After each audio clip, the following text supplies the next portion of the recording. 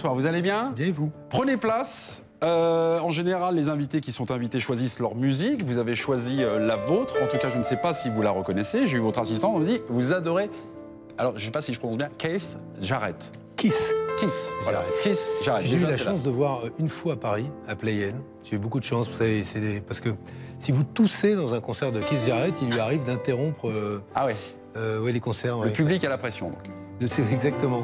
Mais oui, c'est du jazz, voilà. Ce sont des œuvres uniques à chaque fois. Généralement, je ne pose pas la question à l'invité parce qu'en général, c'est un sportif, un président de club, je reçois. Qu'attendez-vous, vous, de cette rencontre, Benoît Hamon? Vous êtes à l'équipe.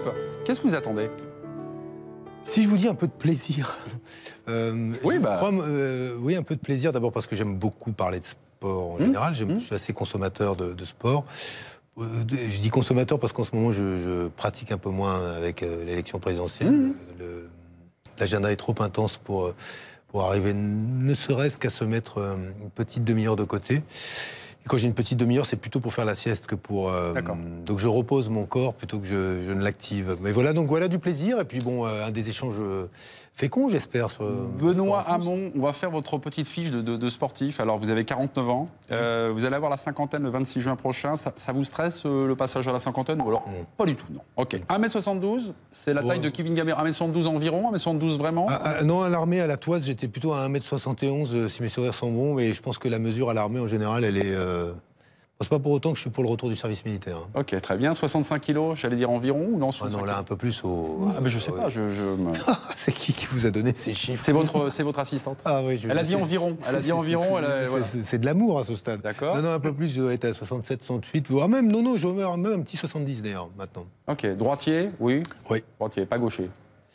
Mais quand j'écris comme un gaucher de la main droite. Je ne sais pas ce que ça veut dire. Je suis un des rares spécimens qui écrit comme un gaucher avec la main droite. Je regarde, non, on n'a pas de psychologue sur ce plateau. Vous n'aurez aucune de vos réponses. Nous allons passer à moi, président. Vous êtes candidat à la présidence de la République. Et tout de suite, on a fait appel à l'un de nos consultants, Raymond Domenech, qui avait une question à vous poser. C'était d'ailleurs la même remarque qu'a faite en début d'émission Rachel Préti. Raymond, c'est à vous. Bonsoir, monsieur Hamon. La campagne fait rage depuis un moment. On entend parler de beaucoup de choses. Peu de sport. Je suis content que vous soyez là. Ma question, c'est, je voudrais savoir, est-ce que vous avez l'intention d'avoir un vrai ministère des sports? Un vrai, pas un sous-secrétariat, pas un sous l'éducation nationale ou sous la jeunesse et sport, la santé, enfin tout le reste. Un vrai ministère des sports avec un vrai ministre, avec quelqu'un qui prenne en compte la réalité économique du sport et sportive, santé et tout ce qu'il faut, mais avec le sport dominant. J'aimerais bien vous entendre. Merci. Réponse oui, et plutôt deux fois qu'une, parce que je considère aujourd'hui qu'il y a des enjeux absolument considérables. Bon, à la fois dans la perspective des grands événements que nous pourrions organiser avec les JO, mais je pense que si on veut demain avoir une vraie culture du sport dans notre pays, au-delà du sport de haut niveau, au-delà du sport qui est pratiqué par des millions de Français dans le cadre d'une association, d'un club, si on veut vraiment enraciner une culture du sport, en lien notamment avec mes objectifs en matière de sport santé, il faudra davantage d'équipements qui sont des équipements légers, mais beaucoup plus d'équipements qu'il n'y en a aujourd'hui. Concrètement, j'ai lu vos propositions, il y aura notamment des équipements dans les cours de récréation. Ça m'a interpellé pour... Mais plus généralement, ouais. En fait, ce que je souhaite, en travaillant sur les questions... Mon entrée, elle a été sport santé, pour être très honnête. D'accord. Elle a été sport santé... Lutte contre l'obésité, choses comme ça. Donc, contre tout ce qui vous permet finalement de ne pas tomber malade. Quand on parle de la santé, en général, on parle de la maladie en France, là où ce serait mieux qu'on parle de bonne santé. Et plus on est en bonne santé, d'abord mieux c'est pour les comptes de la sécurité sociale et mieux c'est pour nous. Et donc, il m'est apparu, en tout cas en discutant avec à la fois des professionnels de santé, des professionnels du sport, nous manquions en France d'une culture du sport qui nous amène finalement à accepter ou à vouloir même pratiquer une activité sportive légère, physique d'ailleurs, même pas dire sportive, et qui justifie pour cela qu'il y ait des équipements et des opportunités de le faire. Et je pense que dès l'école, jusque dans les maisons de retraite, avant de venir chez vous, je rentre d'une maison de retraite, où se développe de plus en plus de l'activité physique pour les personnes âgées, notamment personnes âgées dépendantes, qui à travers des gestes qui sont assez simples, même assez rudimentaires, leur permet d'avoir des moments de socialisation et surtout des moments qui remettent en vie un corps qui s'était un peu assoupi. Mais est-ce que justement on peut envisager cette modification sans toucher par exemple le rythme scolaire comme le font les anglo-saxons qui gardent l'après-midi. On y a touché, justement. On y a touché avec, en se préoccupant des rythmes de l'enfant. Le problème, c'est qu'en France, ce sont les conflits d'adultes qui dominent tout et qui nous amènent aujourd'hui, par exemple, à penser les rythmes de l'enfant en fonction de nos rythmes à nous. C'est-à-dire des horaires de travail qui sont les nôtres et du moment où on juge qu'on peut aller chercher nos enfants. Dans les pays scandinaves, vous pouvez être cadre de haut niveau, vous terminez votre journée en milieu d'après-midi, ce qui vous laisse tout le loisir et de pratiquer du sport pour vous-même et de vous occuper de vos enfants. C'est un choix de société. Peut-on y arriver du jour au lendemain en France? Non. Mais la question, c'est comment peut-on progressivement faire en sorte de dégager le temps, qui est un temps utile à d'autres activités. C'est ce qui me préoccupe tant pour les rythmes des enfants, que ce qui se passe à l'intérieur de l'école, notamment en matière d'éducation physique et sportive, et que ce qui se passe pour les adultes aussi après. Et je regardais la pratique du sport, par exemple, en entreprise. En entreprise, quand il y a une salle de sport, vont à la salle de sport ceux qui font du sport. La question est, comment ceux qui sont un peu inhibés, parce qu'il y a un peu de surpoids, ceux qui n'ont pas l'habitude de se mettre en t-shirt devant leurs collègues, etc., comment progressivement mettons en place une culture du sport, je dis bien une culture, qui apprécie ou appréhende l'activité physique, même légère, comme quelque chose qui relève du bien-être. Eh bien, ça passe par un plan global, qui suppose là le vrai ministère du sport dont on parle, qui va du plus jeune âge, c'est-à-dire de l'école jusqu'au plus grand âge, qui offre autant des opportunités d'activité sportive que des lieux d'activité sportive. Donc j'ai parlé des maisons de retraite, je pense évidemment aux hôpitaux, je pense aux administrations, je pense aux entreprises qui ne voient pas, par exemple, qu'une entreprise qui fait faire à des éboueurs 30 minutes d'échauffement fait tomber ces troubles musculo-squelettiques, les risques parce que vous portez des charges lourdes, d'accidents du travail. Tout cela suppose qu'on ait une approche du sport différente de celle que nous avons aujourd'hui. Mais des moyens, pardon de couper, des moyens aussi importants, parce que je vois la réforme des rythmes scolaires, souvent ce ne sont pas des profs d'éducation physique qui font les activités des enfants, mais des animateurs qui n'ont pas forcément... le background pour enseigner les gestes sportifs et qui les font jouer au ballon prisonnier dans la cour. Alors, en même temps, ballon prisonnier, il ne faut pas forcément un diplôme pour faire du ballon prisonnier. Oui, justement, il faudrait qu'ils apprennent. Pardonnez-moi, mais il y a une petite fiche que je voulais vous montrer, et pour vous, chers téléspectateurs, c'est la part du sport, c'est le budget de l'État français. Alors là, j'ai pris les chiffres de 2016. 373 milliards d'euros, c'est le budget de l'État français. On va regarder le budget du ministère des Sports, 497 millions d'euros. C'est plus depuis 2017. La part du budget des sports par rapport au budget global, c'est ça. Et puis, là, financé par le CNDS, c'est le Centre national de développement du sport. C'est financé en partie à 90% par la Française des Jeux. 373 milliards d'euros, c'est le budget de l'État. Quand j'ai lu l'article très intéressant, il y avait déjà d'entrée 73 milliards de dettes. Alors, c'est bien beau, toutes ces mesures, et de faire changer les choses, mais en général, les politiques passent leur temps à nous dire faut que ça change, tout ça.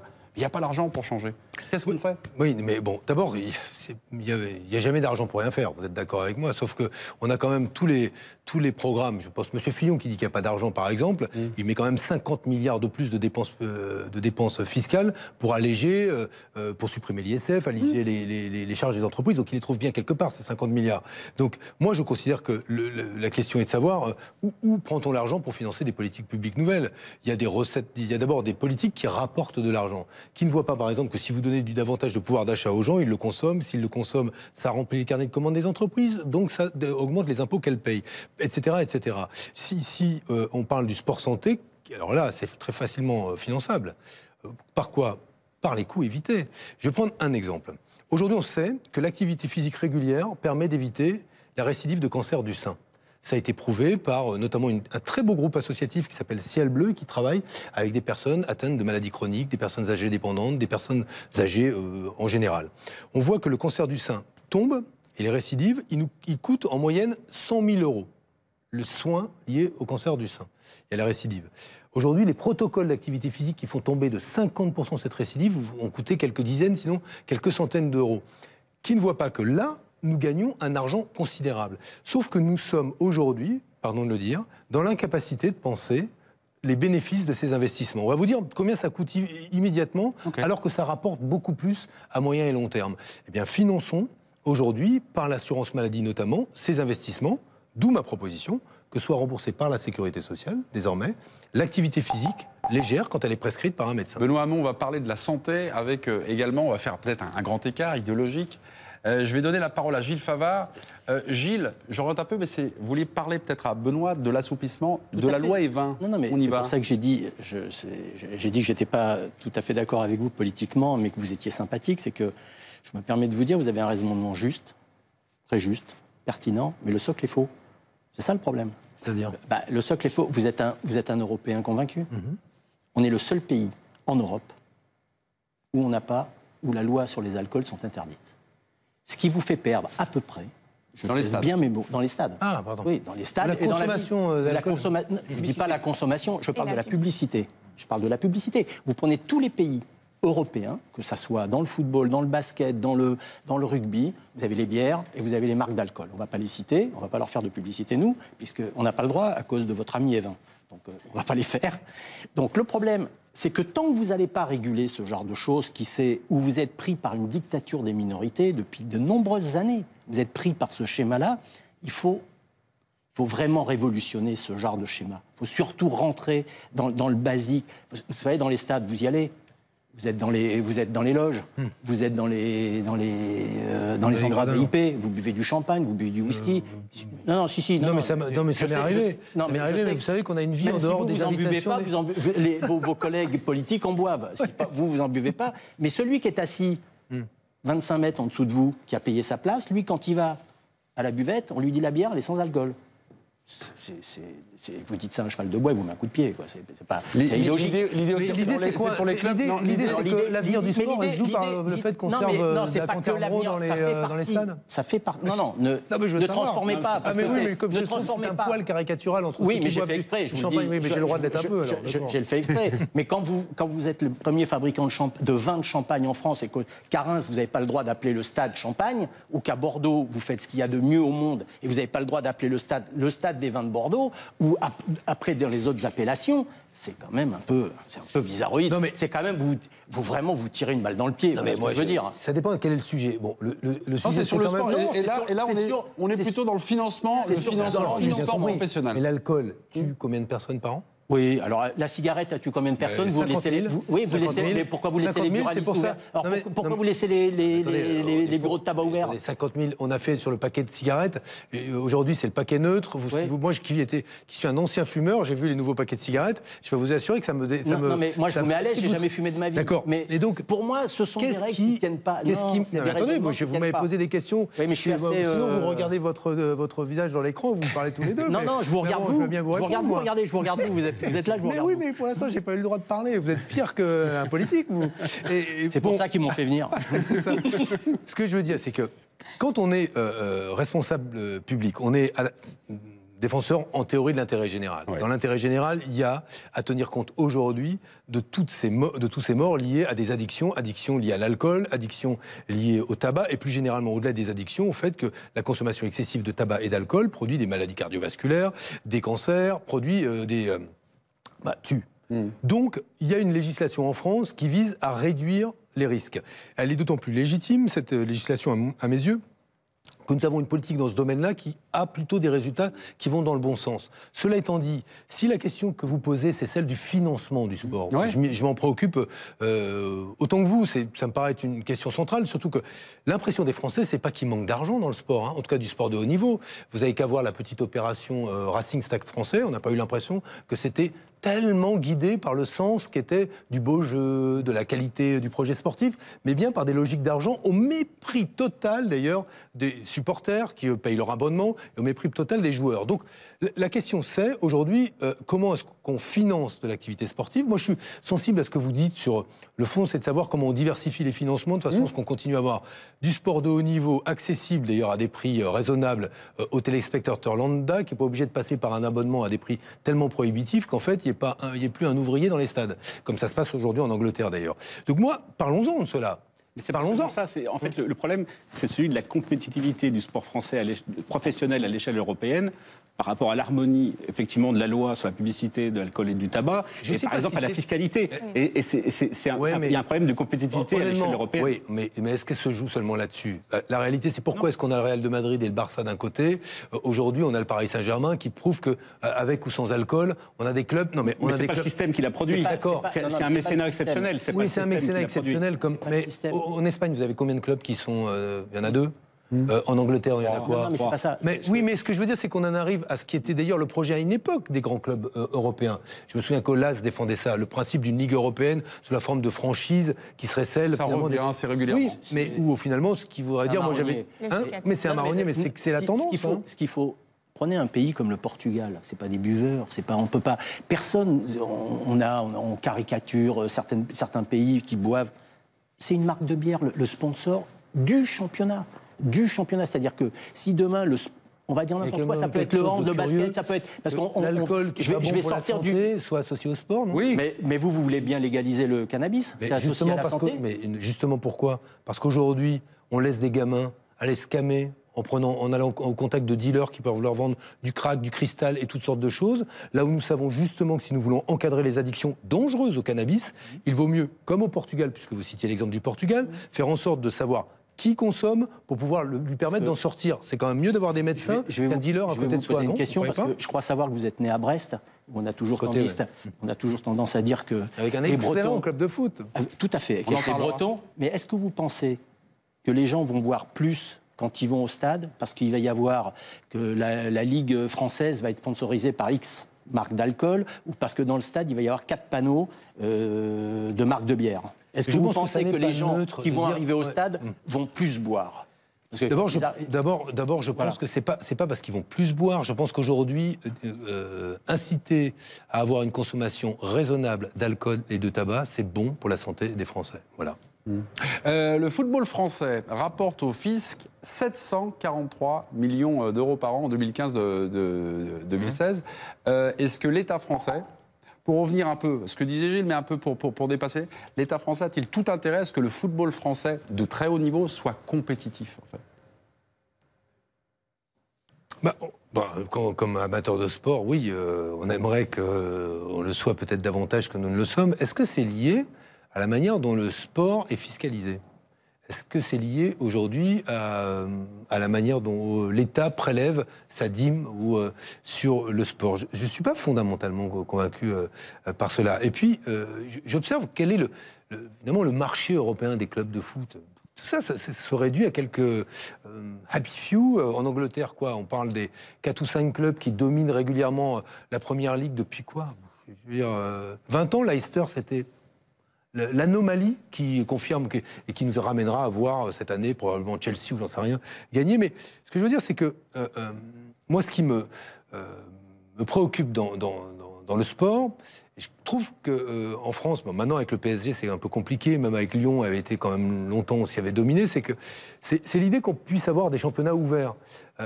Moi je ne peux pas vous dire autre chose que comme supporter, je veux pouvoir rêver un jour que le Stade brestois soit champion de France et fasse un parcours en Ligue des Champions. Vous allez trouver ça, ça n'est pas souhaitable au nom de la compétitivité. Je me souviens des débats que j'écoutais sur une autre chaîne parfois, quand Angers dominait l'année dernière, en disant quand même, c'est la preuve qu'on est un mauvais championnat, Angers en tête, etc. Tout ça n'est pas sérieux. Je suis pas tout à fait d'accord avec vous. Enfin, non, moi je dis pas, c'est pas mon avis, mais le débat existait. Et je pense qu'aujourd'hui, on a, il faut c'est quand même mieux quand on a une élite un peu moins resserrée et où finalement on est capable de pronostiquer sans trop se tromper à l'avance que le champion est parmi les 3 clubs les plus riches. Voilà. Ne vous inquiétez pas, on est tous d'accord là-dessus. On est tous d'accord qu'on est content quand t'as un petit, mais par exemple si Brest était sponsorisé par une grosse marque de bière, il serait beaucoup plus compétitif et il serait déjà en première division. Gilles, je sais que cette interview est faite le moment de l'apéro, mais nous allons devoir enchaîner. Benoît Hamon, on est ravis de vous recevoir et on voulait vous poser des questions sur vous-même, votre pratique sportive. Hamon champion, donc quel sportif êtes-vous? On va juste changer de décor, mettre une petite musique tranquille et j'ai quelques questions à vous poser. Le 13 janvier dernier, sur le site L'Équipe, vous confessiez que vous couriez au moins 2 fois par semaine. On a bien compris au début de l'émission, c'était plus le cas. D'accord. Vous courez 10 km à peu près, c'est ça? Oui. Quel temps vous faites? 1 heure à peu près. Vous courez seul ou avec un copain? Seul, tout le temps seul. Avec ou sans musique? Avec. Genre quoi? J'ai une playlist qui change que sur iPhone. Vous avez confessé dans l'interview que courir, ça vous permet de trouver des idées et de réfléchir. C'était quoi la dernière idée que vous avez trouvée, Benoît Hamon? pas la légalisation du cannabis. Je ne fume pas. Non, je ne fume pas. Vous présentez aux primaires non, mais ça fait ça à beaucoup de joggeurs. Hein. Je veux dire, ça met. Non, je sais plus quelle dernière. Franchement, j'ai pas couru depuis 3 mois, donc. Mais ça me stimule, oui, beaucoup. La course à pied. Le vrai enjeu, c'est de se souvenir de ce à quoi on a pensé. Genre, je me dis presque que j'aimerais noter ce à quoi je pense pendant que je cours. C'est impossible. La course à pied, c'est le travail, la régularité, la capacité d'aller au-delà de ses limites. Est-ce qu'il y a un message là, lorsque les candidats à l'élection présidentielle ou les politiques disent je fais de la course à pied? Est-ce qu'il y a toujours quelque chose à la fin? Non, moi j'essaie de me faire du bien, c'est tout. Franchement, moi j'aime quand je regarde du sport ou quand je fais du sport, c'est pour me faire du bien. Mais moi j'aime bien l'idée qu'on se dise, quand on parle de politique, que si on en fait, c'est pour essayer pas de se faire du bien à soi, mais de faire du bien. C'est-à-dire que le but c'est ça, c'est qu'on se fasse du bien. Ok. Vous jouez également au rugby dans l'équipe parlementaire au poste de 3 carrels. Ouais. C'est ça? Vous courez vite? Vous savez, au 15 parlementaire, c'est plus tout à fait aussi discriminant que ça de courir vite. Donc, mais je cours un peu plus vite que la moyenne de ceux avec qui je joue. Okay. Sauf quand, et ça c'est un problème, le problème du 15 parlementaire, c'est qu'il ouvre la possibilité à des joueurs d'être non pas parlementaires, mais assistants de la sécurité du Parlement. Et quand vous tombez sur la sécurité du Parlement néo-zélandais, alors là, c'est assez costaud. Dans cette équipe-là, des parlementaires, c'est qui le plus méchant? Plus dur, au mal? Moi, j'ai joué avec Daniel Mack, le père de Brice Mack, qui joue encore au Brice Mack, je crois, qui joue à Castres à un moment. Ouais. Et son père, qui était député de Perpignan. Dur. Ouais. Il y a Jean-Frédéric Poisson, surnommé le boucher des Yvelines. C'est vrai ou c'est complètement... Il est moins bouché que ça, mais il s'échappe pas. Ouais, non, il s'échappe pas. J'ai une idée justement. Tiens. Vous jouez 3 carrels en cas de bagarre générale. Ça peut arriver évidemment dans le rugby. C'est arrivé. Même vous êtes du genre plutôt à rester à côté, à y aller à fond ou mettre un petit coup de tatane comme ça par derrière? Je vais vous dire, ça dépend un peu. Jamais. Moi, je pense qu'il faut être flexible dans ces cas-là. Et il n'y a pas. Non, mais vraiment. Le petit coup de tatane en traître? Non, mais bon, si vous avez 3 mecs de 250 kilos. Oui, voilà, donc vaut mieux être un peu malin, non? C'est pour ça qu'on a des jambes, on a les 3 quarts, donc c'est pour pouvoir courir aussi. Okay. Et donc, non, voilà, moi je suis assez. Je ne m'échappe pas, mais quand il faut s'échapper, parce qu'on n'a plus le choix. Benoît Hamon dit que le sport co, jouer au sport co, c'est révélateur d'une personnalité. On ne peut pas se cacher sur un terrain. Vous êtes d'accord ou pas d'accord avec ça? Je pense qu'il y a des sports où on peut se cacher un peu en sport co quand même, d'autres un peu moins. Parce qu'il y a des sports co où malgré tout l'exploit individuel pèsera davantage que dans d'autres, je pense. Mais moi j'ai toujours même si je cours, donc j'ai toujours une préférence et comme spectateur et comme pratiquant pour le sport collectif. J'ai joué au foot, au rugby, voilà. Benoît Hamon, vous êtes fort en 3e mi-temps ou non? Ouais, pas mal. Ouais. Pas mal, bien. Breton, hein. Ouais. Les Bretons. Ok. Eh bien justement, on va parler de rugby. Au bord de l'implosion, je ne sais pas si vous avez feuilleté l'équipe, c'était jeudi dernier, c'était la une du quotidien, au bord de l'implosion, pour parler du rugby. La rubrique rugby a compilé les faits d'actualité qui ont touché le rugby cette saison, la fusion ratée, vous avez d'ailleurs parlé au début de l'émission du Racing et du Stade français, des corticoïdes Racing, l'affaire de viol présumé impliquant des joueurs de Grenoble, les passes d'armes violentes entre les présidents du top 14 et les passes d'armes également entre le président de la Ligue nationale, le patron du championnat Paul Gauze et puis le nouveau patron de la fédération Bernard Laporte. La question est de savoir, c'est vous l'amateur de rugby, qu'est-ce que ça vous fait? Est-ce que vous dites que le rugby est en crise d'identité? J'aimerais avoir votre opinion là-dessus, puis il y a certainement des questions qui vont fuser.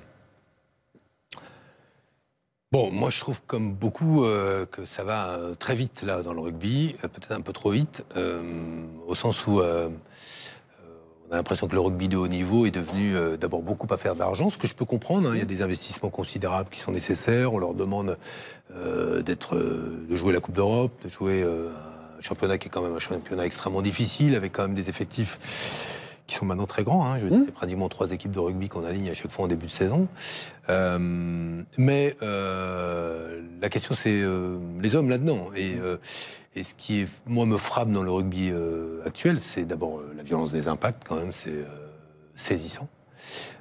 C'est stupéfiant. Et d'ailleurs, les témoignages maintenant des joueurs eux-mêmes, je lisais encore une interview il n'y a pas longtemps de Guirado qui parlait quand même de cela, montrent qu'on est passé quand même dans une dimension qui est une dimension vraiment nouvelle du rugby. Ça veut dire qu'il faut que je me taise ? Non, pas du tout. Non, c'est sur les réseaux sociaux pour éventuellement... Et voilà, j'ai l'impression, comme beaucoup, qu'on est à la croisée des chemins. Pour le 15 de France, dont moi donc j'ai le sentiment quand même qu'il a été jusqu'ici quand même le vrai parent pauvre du rugby français, en tout cas qu'on lui a pas accordé le soin nécessaire. Et puis derrière, pour des clubs dont... C'est-à-dire que je pourrais me consoler du fait que le 15 de France soit un peu moins compétitif si on avait des clubs qui dominaient la Coupe d'Europe. Sauf que pas de bol, on a un 15 britannique qui domine les 6 nations, et même qui est quasi ultra compétitif au niveau mondial, et il nous tape quand même régulièrement les clubs anglais en Coupe d'Europe. Donc, je ne m'y retrouve pas.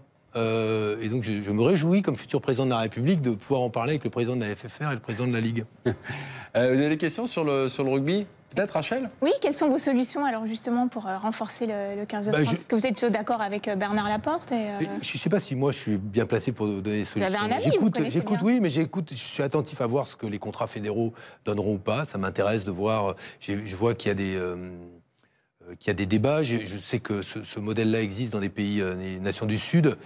Je pense que c'est plutôt intelligent d'essayer de préserver davantage les joueurs. Moi je vois qu'on me dit qu'il y a certaines pénuries à certains postes. C'est longtemps on a entendu dire que sur les avants, sur notamment les piliers, notamment au poste de pilier droit à une époque, il y avait pénurie de joueurs français parce qu'on les faisait pas jouer assez tôt, etc.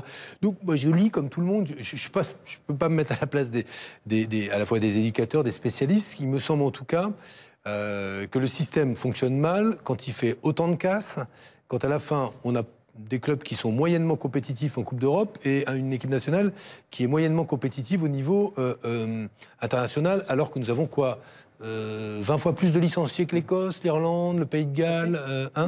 Mais le problème... Et donc non, voilà, moi j'ai plutôt des points d'interrogation, j'ai pas des solutions. Je vous souhaite, si vous êtes élu, le problème que vous allez avoir, c'est parler avec Bernard Laporte, vous allez pouvoir le faire, parler avec Gauss, vous allez pouvoir le faire, c'est que les deux, ils se parlent pas. Et le problème, il est là.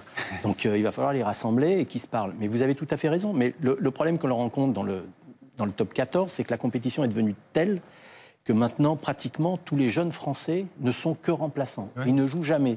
Donc quand vous ne jouez pas, vous ne pouvez pas progresser. Vous connaissez le système. Quand on joue, on progresse. Quand on ne joue pas, on ne progresse pas. Rachel, il y avait une question également sur le Stade français, le Racing. Oui, alors vous aviez une autre vision de la fusion. Oui, vous disiez c'est une aberration évidemment pour les supporters, mais c'était un moyen. Pour les joueurs aussi. Oui, pour les joueurs évidemment, ils ont fait grève. Mais c'était aussi un moyen de renforcer le club économiquement. On a parlé d'une OPA du Racing sur le Stade français, mais c'était aussi de dire on a des moyens, donc on investit et on fait un projet solide avec un stade qui rapporte et qui est le nôtre et voilà. Sans doute, mais quand on veut avoir un projet comme celui-là, on se préoccupe de la méthode. Sans doute que le projet n'était pas suffisamment solide, puisque la méthode a échoué lamentablement. Ce que je veux dire, c'est que quand on a... Donc c'est sur la forme. Oui. Mais c'est pas neutre, la forme. Si on est un grand manager, un grand chef d'entreprise, on se préoccupe, pour une décision aussi stratégique que celle-là, des conditions de sa mise en œuvre. Qui ne voit pas, c'est valable dans tous les domaines. Et là, prendre par surprise à peu près tout le monde, à part apparemment le duo d'entraîneurs du Racing qui était au parfum parce qu'il allait récupérer l'équipe derrière... tout ça, je trouve que, pas prévenir, la maire de Paris, au moment où on a consenti des investissements considérables dans un stade dans lequel on allait jouer une fois tous les mois, en fait. Parce qu'à domicile, c'est tous les 15 jours. C'est pas sérieux, quoi. Benoît Hamon, notre invité.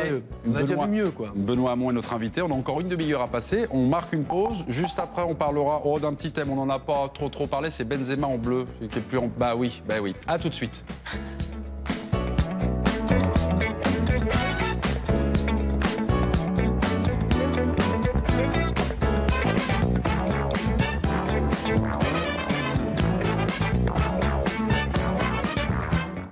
Benoît Hamon, candidat à l'élection présidentielle, est notre invité. L'occasion donc de faire connaissance, de vous parler sport, de nous parliez sport, de commenter l'actualité. C'est ce qu'on va faire dans quelques minutes. Benzema en bleu avec Gilles Favard, avec Rachel Préti et Vincent Duluc. Alors Benzema en bleu, l'affaire a rebondi jeudi dernier. Le joueur en interview sur RMC ne comprend pas pourquoi il ne joue pas en équipe de France et demande à Didier Deschamps des explications qu'il l'appelle. Le joueur est mis en examen, rappelons-le, depuis l'affaire de la sextape touchant Mathieu Valbuena.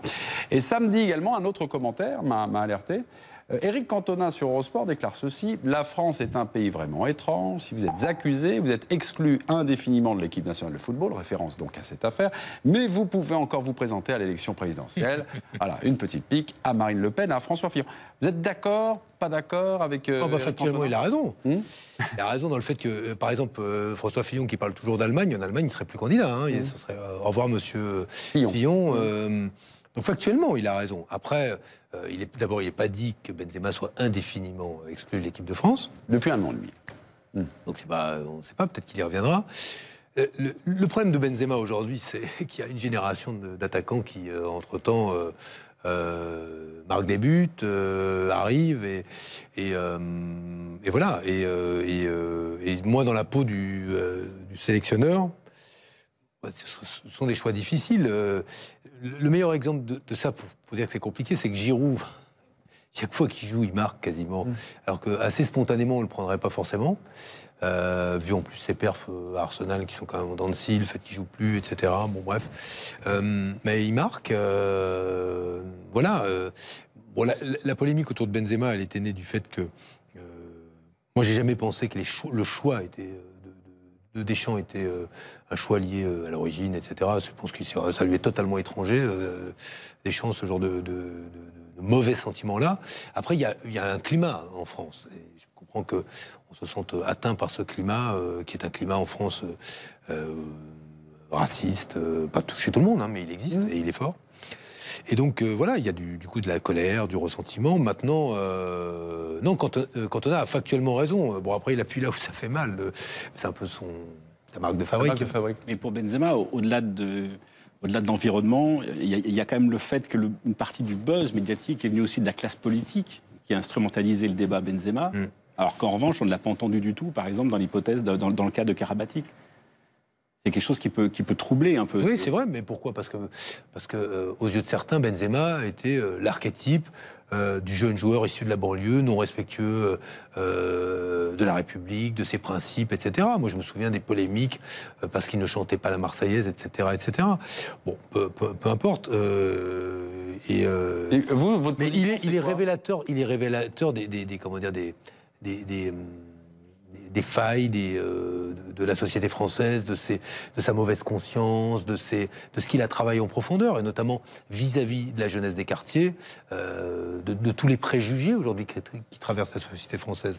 Karabatic, c'est une autre trajectoire, et cette autre trajectoire, elle l'amène aux yeux de beaucoup à avoir une origine étrangère, mais à ne pas être musulman. Et ça joue sans doute aussi dans le statut qui est le sien, outre le fait que c'est un immense joueur de hand. Mais donc la condamnation morale et politique ne touche que l'un des deux. Oui, parce que ça s'appelle la discrimination. Oui. Oui, mais... Et la réalité du fait qu'on n'a pas le même jugement sur un jeune Français d'origine musulmane que sur un jeune Français non musulman. J'ai juste une petite citation à vous donner. C'est l'un des membres de votre famille politique, c'est Manuel Valls, le 1er décembre 2015, sur Europe 1, il disait « Un grand sportif doit être exemplaire ». C'est une question sur Karim Benzema. S'il ne l'est pas, il n'a pas sa place en équipe de France. S'il avait un ministre mis en examen, il ne serait plus au gouvernement d'une certaine manière. C'est pareil pour l'équipe de France. Vous êtes d'accord, pas d'accord avec Manuel Valls ? Il n'a rien dit pour Karabatic. Non. Vous n'avez peut-être pas posé la question, mais vous êtes d'accord mais non, mais je veux dire, quand on convoque les grands principes... Vous n'êtes pas d'accord avec Manuel Valls, ça ne nous étonne pas. Mais il y a plein de choses sur lesquelles je suis d'accord avec lui. Encore que j'étais plus pareil que Barça, moi, mais bon, il a gagné sur ce coup-là. Non, mais c'est la preuve que sur ces questions-là, parce que, en clair, les politiques, quand ils parlent là-dessus, au fond, c'est parce qu'ils pensent qu'il y a quelques bénéfices en termes d'opinion à récupérer sur ces questions-là. Moi, j'essaye... Bon, je vais pas... J'essaye d'abord d'être juste dans mes points de vue. Si on me pose la question, j'y réponds. Mais quand j'ai dit ce que j'ai dit sur Benzema, je ne peux pas dire que j'ai été immensément populaire. Ça m'a été plutôt le contraire, en disant qu'il avait raison aujourd'hui de dénoncer un climat qui est un climat raciste en France. Sinon, Marine Le Pen ne ferait pas 30 points. Alors on va me dire qu'il n'y a pas que des racistes qui votent pour Marine Le Pen. Sans doute, mais il y en a beaucoup quand même. Et il y a aussi des racistes qui votent pour d'autres candidats que Marine Le Pen. Donc, il n'y a qu'à voir aujourd'hui le climat en France. Et le racisme, il touche tout le monde. monde. Hein. C'est-à-dire que moi, il y a des racistes dans les quartiers, comme il y a des racistes. On peut être bourreau et victime à la fois. D'ailleurs, on peut être victime de racisme et soi-même raciste. Donc voilà, moi je constate qu'en tout cas, ça frappe particulièrement les jeunes issus des quartiers. Non, mais pour rebondir sur ce qu'a dit Vincent sur Karabatic, Karabatic fait partie de l'issue d'immigrants de l'ex-Yougoslavie. Dans l'ex-Yougoslavie, il y avait des musulmans aussi. Il aurait pu être musulman. Oui. Et ça aurait pu être la même chose. Mais bon, vous observerez que les Serbes et les Bosniaques se sont entretués quand même. Tout à fait. Non, mais tout à fait. Donc c'est pas. Je trouve que vous avez eu des propos là qui sont importants, parce que de dire que parce que c'est un musulman, il y a des gens qui ont réagi comme ils ont réagi, dont le Premier ministre de la France à l'époque. Non, mais j'ai pas dit ça grave. Non, oulala. J'ai pas dit que c'était ça. J'ai pas dit que parce que c'était un musulman. J'ai dit parce qu'à cette époque-là, ces sujets-là sont des sujets sur lesquels mais il était musulman à cette époque-là. Il était musulman. D'accord, mais moi toujours, non, mais attendez, vous me faites. Il n'a pas changé de religion. Oui, non, mais vous ne me faites pas dire ce que je n'ai pas dit. D'abord, ce qui serait extrêmement grave si j'avais pensé ça de Manuel Valls. Ce que je pense, c'est que il y a aujourd'hui sur ces questions-là des questions qui sont éruptives et sur lesquelles les politiques parlent, en sachant que leur parole va avoir de l'écho dans l'opinion. Et je ne pense pas que, alors que ce soit extrêmement clair, je ne pense pas que Manuel Valls l'ait fait en ciblant Benzema, en espérant que, mais on est invité à parler uniquement sur ces sujets-là. Moi, en l'occurrence, quand je le fais, je ne le fais pas. J'essaie de répondre à la question qui m'est posée sans me préoccuper de savoir si elle me rendra populaire ou pas sur le sport. Et en l'occurrence, je vous le dis, quand j'ai défendu Benzema sur le point de savoir si factuellement il avait raison de dire que la France était plutôt aujourd'hui d'humeur belliqueuse à l'égard des jeunes d'origine musulmane, il a raison. Et c'est la vérité. Si celui qui ne le voit pas a la tête dans le sable 3 fois, la tête Benoît dans le sable. Hamon, vous seriez favorable à un retour de Benzema en équipe de France donc. S'il joue bien, s'il est bon en club et qu'il n'a pas meilleur que lui, oui, mais c'est pas à moi de dire dans ce cas-là. Mais objectivement, je pense que le sujet aujourd'hui, Benzema, c'est un sujet sportif. Avant tout, et Deschamps, il doit faire une équipe avec les meilleurs. Quand on a une génération qui explose avec Monaco, comme elle explose avec Monaco, comment, quand on a de telles pépites entre les mains, on a envie de les faire jouer et de les tester aussi au plus haut niveau. Et si je n'ai pas la compo, j'ai pas eu Deschamps, mais si Mbappé joue contre l'Espagne, qui n'a pas envie de tester un gamin de 18 ans qui est un prodige en Ligue 1 contre la défense espagnole, mettre un vent à piquer, quand même, ce serait pas mal, non Ça serait bien. Voilà, et trouer le but espagnol.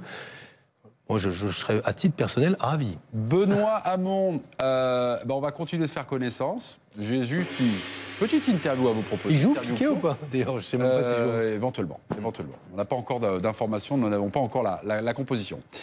Platini ou Zidane, quel sportif aimez-vous? C'est un peu genre des petites questions fromage ou dessert. Je vous propose 2 noms de sportifs. Et puis, vous me dites celui que vous préférez. OK? Changement de décor, là encore. Donc, on n'est pas obligé de répondre à Platini ou Zidane. Ah oui, Platini ou Zidane. Quel est votre joueur favori? Je disais ça, j'ai vu cette rivière, comme on dit. C'est terrible une question comme ça, parce que d'abord, c'est pas les mêmes 10 du tout. J'ai le droit de... Bon, allez, Platini pour les coups francs, Zidane pour les dribbles. OK. Griezmann ou Pogba? Griezmann. Prost ou Senna? Senna. Senna, c'était plus intuitif. Riner ou Douillet? Je suis assez copain avec Douillet, donc si je dis Riner, il fait m'attraper et il est beaucoup plus costaud que moi. Même si je ne suis pas du même bord politique, j'aime bien Douillet, moi.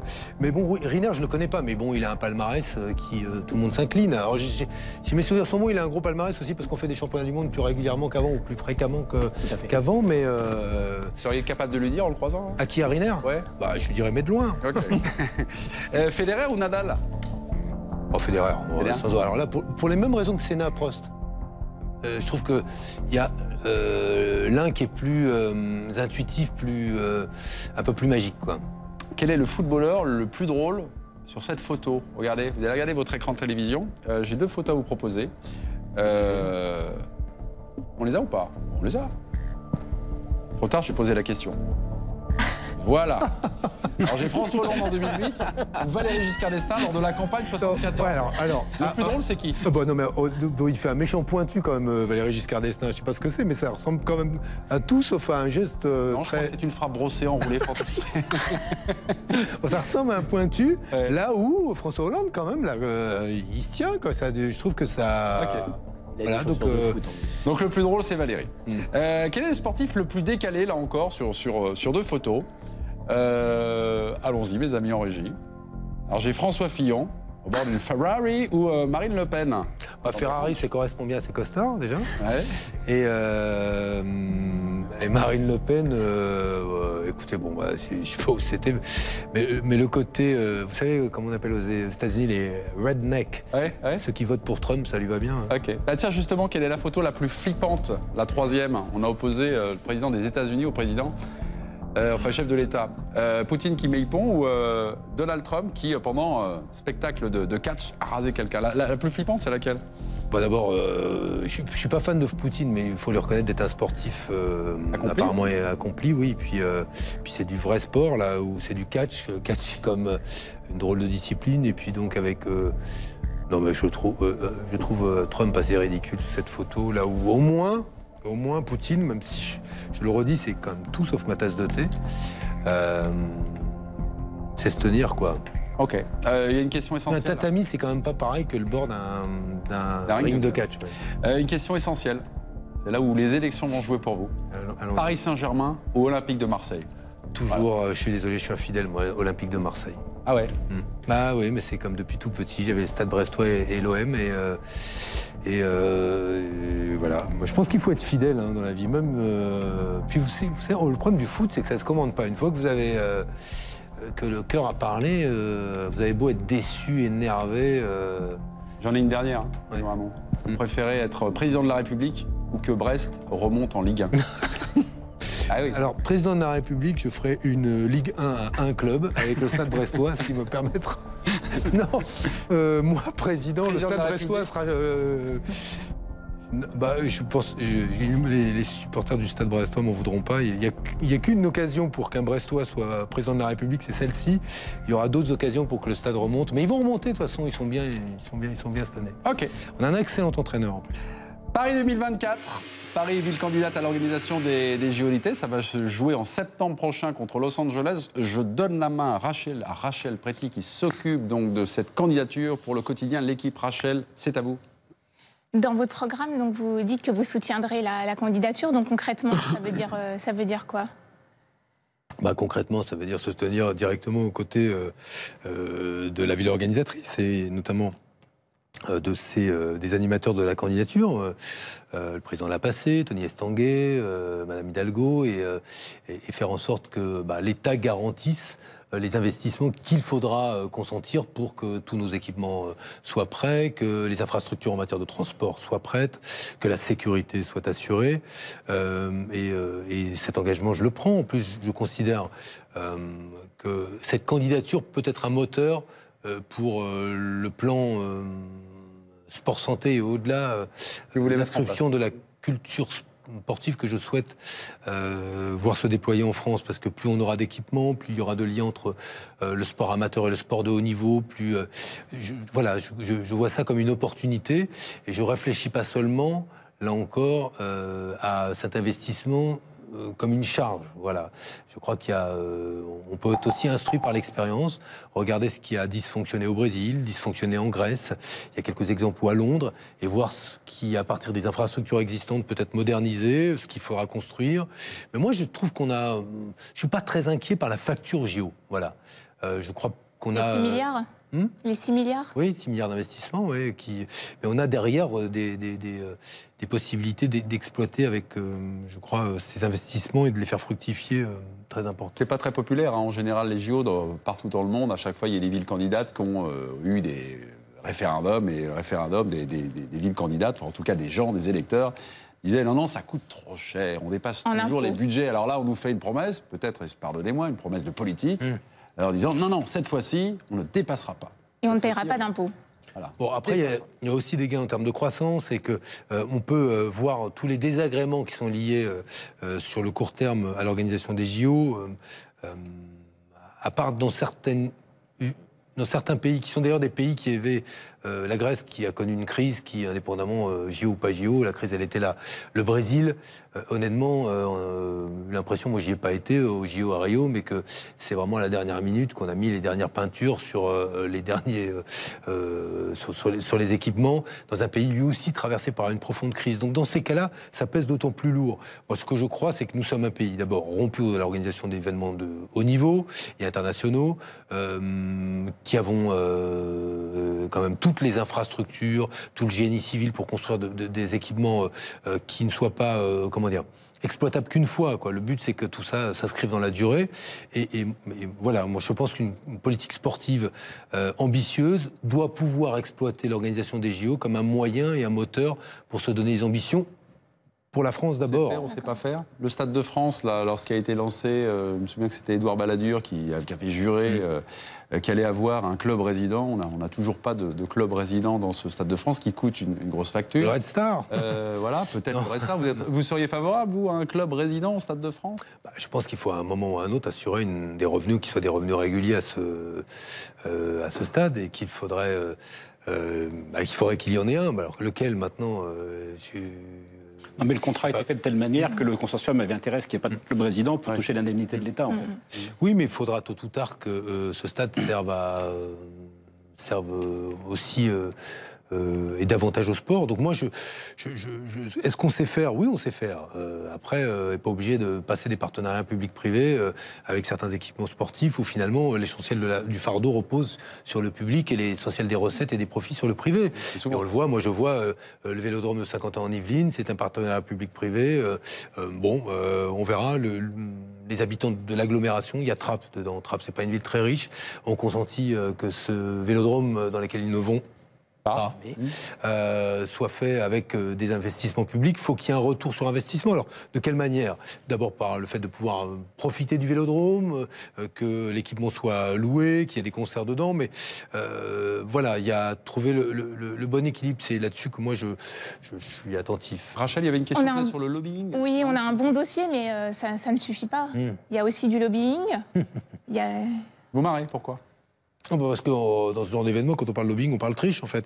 Non, pas du tout. Et non, mais sur France Bleu, vous avez dit... Un peu, quand même, non? Je vous cite chez Jacques Vendroux, notre confrère, les conditions dans lesquelles on attribue les grands événements planétaires comme les JO dépendent de la qualité du dossier, du lobbying et d'une science qui ne relève pas souvent de la transparence. C'était ça dont je parlais, oui. D'accord. Non, mais c'est la stricte vérité. Oui, c'est bien. On l'a subi en 2006. Mais alors, qu'est-ce qu'on fait?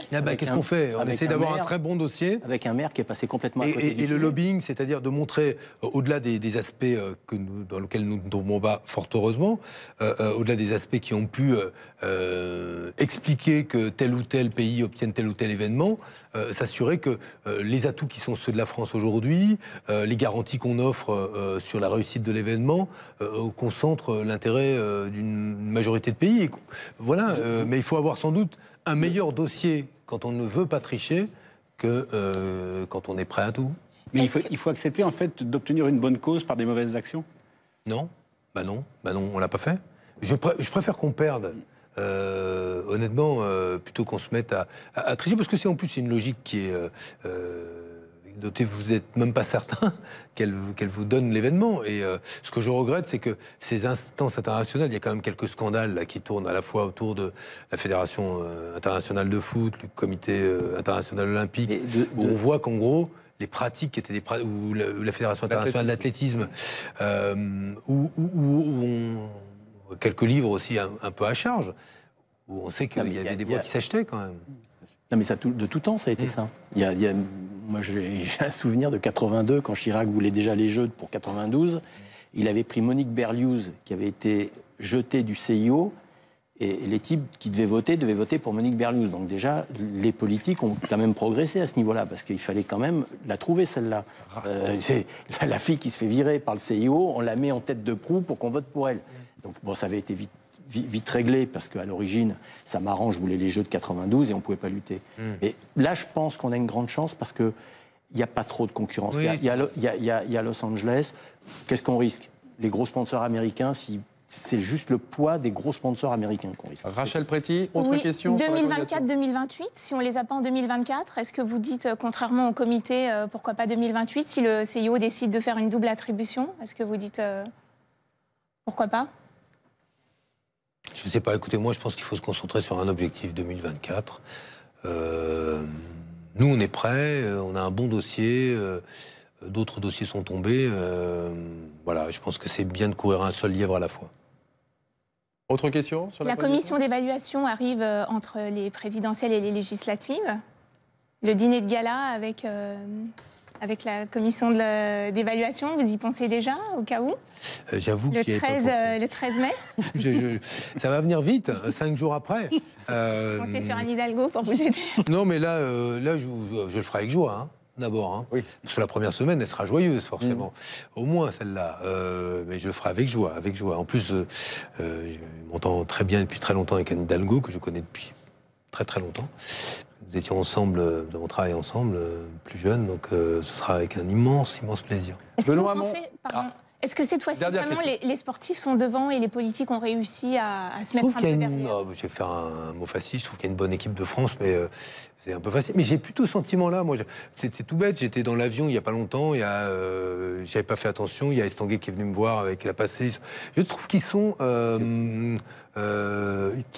au taquet, réactifs, très présents, croisent régulièrement des sportifs qui en parlent. Il me semble qu'il y a un bon alignement des planètes. Voilà. Sans bon. Voilà. Il faut que les planètes s'alignent et là, elles m'ont l'air plutôt alignées. Lors de la campagne présidentielle, il est beaucoup question de lutte contre le chômage. Ce soir, eh bien, nous allons tenter de vous débaucher, de vous engager pour lutter contre ce fameux chômage. Avez-vous peut-être le niveau pour être journaliste à l'équipe? C'est l'entretien d'embauche. J'ai 10 questions de culture sport à vous poser. Attendez, ne vous désespérez pas. Voilà, on ne va pas parler curling, ne vous inquiétez pas, cher Benoît. Je vous ai dit que c'était là-dedans que j'étais bon. J'ai pas de chance. Je suis désolé. Changement d'ambiance, c'est parti. Ça fait flipper, hein. Ouais. Vous êtes né en 1967. Qui a gagné le Tour de France cette année-là, l'année de votre naissance?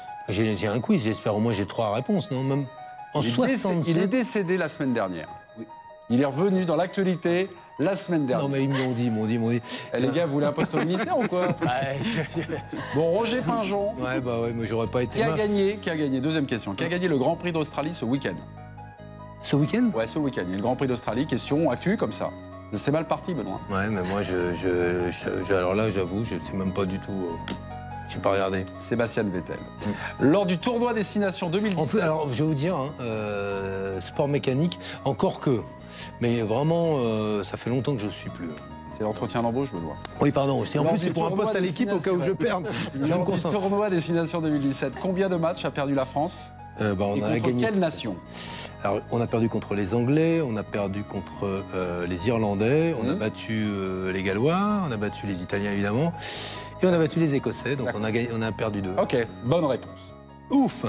Quel était le titre de la une de l'équipe du 13 juillet 1998 après la victoire des Bleus au Mondial? Vous vous souvenez? Qu'est-ce que vous avez bien pu faire comme titre? Champion? Pour l'éternité. Ah, pour l'éternité, c'est vrai en plus. C'était tellement... Oui, en plus, maintenant que vous me le dites, elle était tellement belle, cette une. Benoît. Moi, j'ai eu la chance d'être là. Je l'ai vu en vrai, la finale. Combien de joueurs, à ce propos, composent une équipe de handball? 6 plus 1, 7. Super, le gardien. 2. Combien de titres mondiaux compte Teddy Riner? Mondiaux, 8. Ouais, 8, bravo. Wow. J'ai une question toute... Pourquoi le maillot jaune est jaune au Tour de France? Vous savez ça? Le maillot jaune est jaune. Ça vient d'où l'origine? Je cherche. Je cherche je sais pas. Si le maillot jaune est jaune, c'est en référence à la couleur des pages du quotidien Lotto, l'ancêtre de l'équipe, qui était également évidemment le créateur et l'organisateur. Voilà. Le Tour a été lancé en 1903. Ce maillot est apparu en 1919 simplement. Avant, il y avait juste une petite brassard vert. J'ai appris ça en concoctant ce quiz, mais je serai plus intelligent dans les prochains dîners en ville grâce à vous. Voilà. Pourquoi le maillot jaune est-il jaune? Mais il est chiant, hein, bon, alors. En 1999, lors de la Coupe du Monde de rugby, l'équipe de France bat la Nouvelle-Zélande. Je ne vais pas vous demander le score, c'est 43-31, c'était en demi-finale. Avec un excellent 10, comment il s'appelle La Maison. La Maison, ouais. Les Bleus ont marqué 4 essais. Pouvez-vous me donner 3 des 4 marqueurs d'essais? La Maison, on met un, sûr. Ouais. On est en 99, hein. Ouais. Bernard Salle. Ouais, 2. Et Dominici? Et Dominici. Vous avez oublié Richard D'autre, mais c'est bon.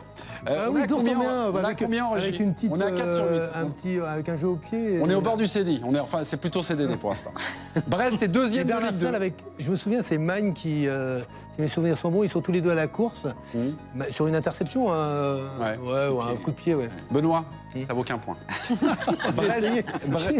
Brest est deuxième de Ligue 2, à égalité de points avec le leader. Quel est ce club? Ils sont à touche-touche là en Ligue 2. Brest, égalité avec quel club? Alors, il doit y avoir, en haut, il doit y avoir Lens, Reims, Strasbourg. Alors Lens. Lens, ouais, n'hésitez pas. Hein. Il a dit en premier. C'est la 5e.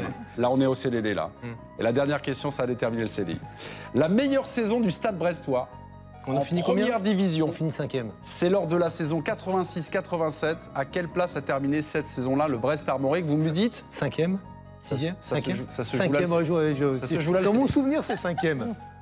Non? 8e. Oh, mais parce qu'on devait être Brest-Armorique. 5e avant la fin. Voilà. On a dû être volé. Bon, c'est CDD.